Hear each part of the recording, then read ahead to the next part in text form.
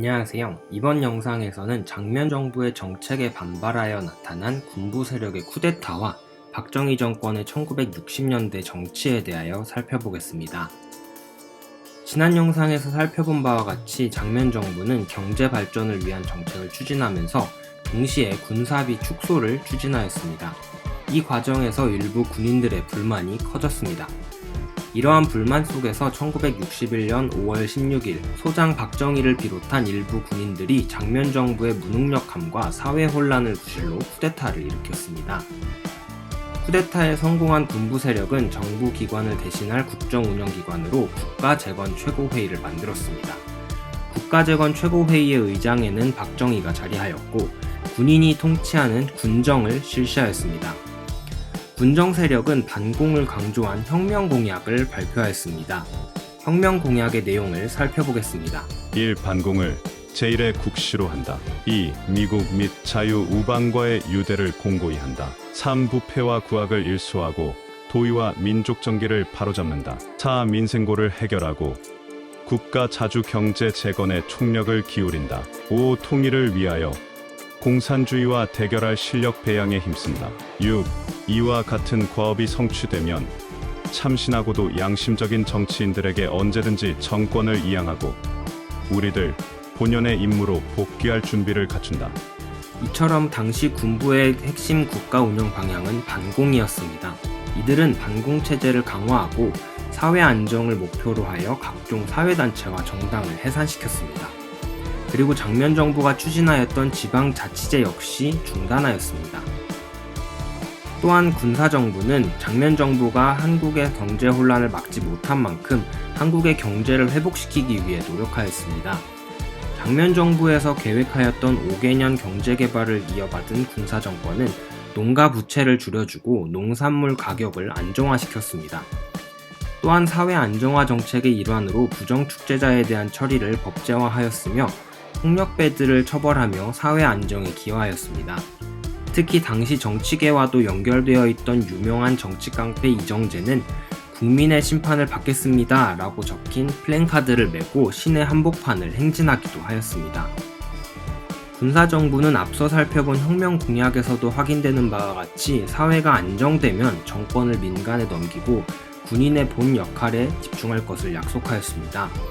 하지만 약속과 달리 군사정부는 중앙정보부를 설치하였고 비밀리에 민주공화당이라고 하는 정당을 창당하면서 정계 진출을 준비하였습니다. 군사정권은 쿠데타 이후 실시한 정책들이 성공을 거두고 1962년 풍년으로 한국 경제가 회복되면서 국민들의 지지를 얻었습니다. 이를 바탕으로 정치권 진출을 위한 준비가 순조롭게 진행되었습니다. 군사정권 세력은 정부 형태를 대통령 중심제를 바탕으로 하고 입법기관을 단일 국회 체제로 전환하는 것을 골자로 하는 헌법 개정안을 국민투표에 의해 결정하였습니다. 그 결과 헌법이 개정되었으며 개정된 헌법에 근거하여 1963년 실시된 5대 대선에서 민주공화당의 후보로 박정희와 민정당 후보로 윤보선이 출마하였습니다. 여기에서 박정희가 대통령으로 당선되었습니다. 대통령에 당선된 박정희 정권은 경제 개발을 위해 필요한 자금을 마련하기 위하여 1964년 독일의 총리를 만나 간호사와 광부를 파견할 것을 약속하였습니다. 이들 파독 근로자들은 당시 한국 경제가 발전하는 데 중요한 역할을 담당하였습니다. 한편 국제사회의 냉전이 심화되면서 미국은 한국에게 아시아에서 자유진영의 승리를 위해서는 한국, 미국, 일본 안보체제가 구축되어야 한다는 것을 강조하며 일본과의 국교 정상화를 요구하였습니다. 이에 1962년 당시 중앙정보부장 김종필과 일본 외상이었던 오히라가 비밀리에 모여 회담을 가졌으며 독립축하금의 명분으로 경제 지원을 받을 것을 약속하였습니다. 이 소식이 알려지면서 1964년 학생과 시민들을 중심으로 한일회담 반대 시위가 일어났습니다. 그러자 박정희 정부는 휴교령을 내려 학생들이 모이지 못하도록 하고 계엄령을 선포한 상황에서 1965년 6월 22일 한일협정을 체결하였습니다. 이때 체결된 한일협정의 내용을 살펴보겠습니다.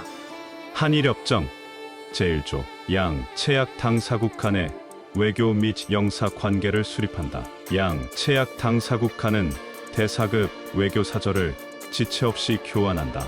양 최약 당사국은 또한 양국 정부에 의하여 합의되는 장소에 영사관을 설치한다. 제2조 1910년 8월 22일 및 그 이전에 대한제국과 대일본제국 간에 체결된 모든 조약 및 협정이 이미 무효임을 확인한다. 제3조 대한민국 정부가 UN 총회의 결정 제195호에 명시된 바와 같이 한반도에 있어서 유일한 합법 정부임을 확인한다. 한편 동남아시아에서는 베트남 전쟁이 진행되고 있었습니다. 내전으로 시작한 베트남 전쟁이었지만 1964년 미국이 직접 개입하면서 베트남 전쟁은 내전을 넘어 이념 갈등의 대리전으로 확대되고 있었습니다. 그러자 미국은 박정희 정부에게 한국군을 베트남 전쟁에 파병할 것을 요청하였습니다.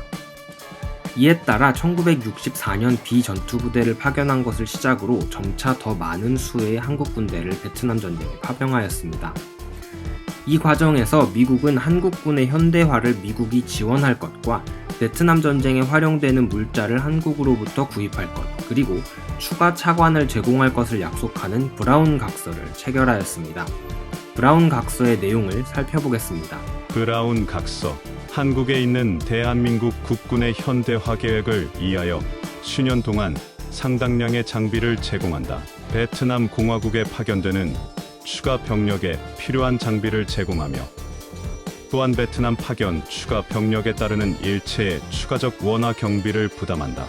베트남 주둔 대한민국 부대에 소요되는 고급 물자와 용역 및 장비를 대한민국에서 구매하며 베트남 주둔 미군과 베트남군을 위한 물자 중 선정된 구매 품목을 한국에 발주한다.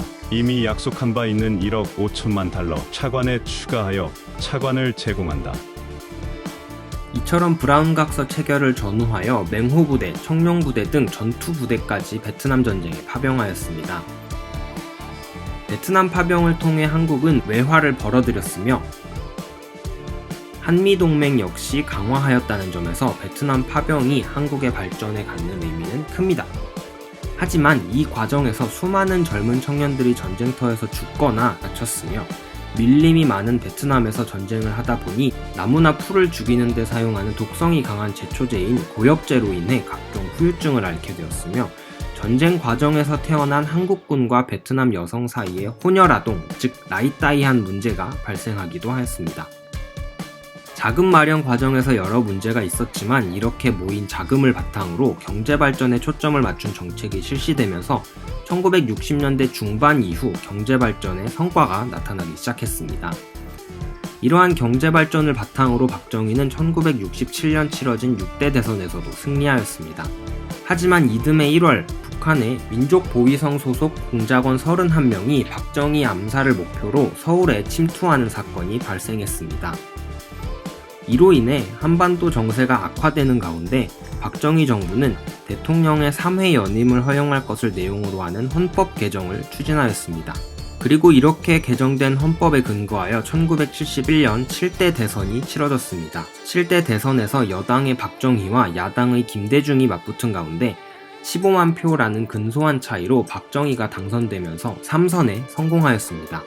하지만 같은 해 치러진 총선에서는 야당이었던 신민당이 과반에 가까운 의석을 확보하면서 민주공화당의 위기는 심화되고 있었습니다.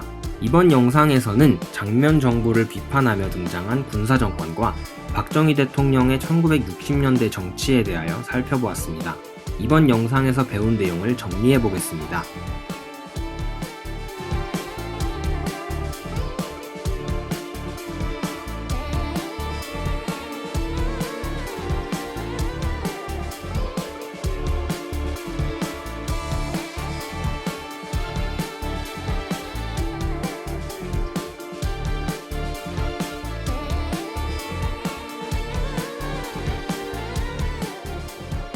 다음 영상에서는 유신체제가 형성된 이후 1970년대 박정희 정권에 대하여 살펴보겠습니다. 영상을 시청해주셔서 감사합니다. 다음 영상에서 만나요.